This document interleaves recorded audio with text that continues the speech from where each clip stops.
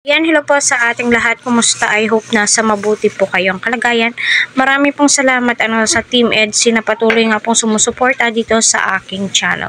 So, ang topic po natin ay patungkol nga po ito kay EDS at saka kay VNC. So, di po to maiiwasan kahit saan, kahit sino masasabi at masasabi po talaga ito at hindi po dapat na masamain kasi kung tutuusin, para sa kanila pa rin po ito, para sa kanyang mga beneficiary ni Kalingap Rab. Kasi lately nangyayari po talaga ito at hindi po talaga maiiwasan, 'di ba?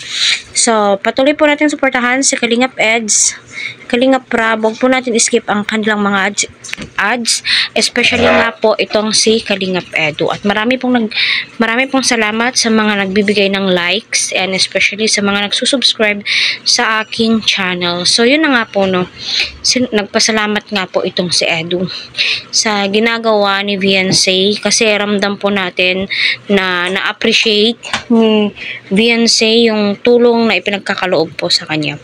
At kita naman po natin na malaki nga po ang pinagbago ng buhay ni VNC simula ng lingapin.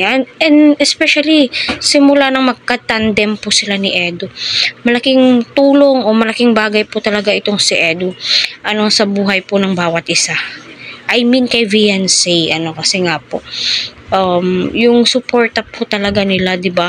Hindi po talaga mawawala at thank you sa mga patuloy na nanonood at tumatangkilik mismo sa mga video nila Kalingap Rab, laging updated kung ano nga ba ang kaganapan. I hope so na may magiging update sa video nga po ng Team EDSI.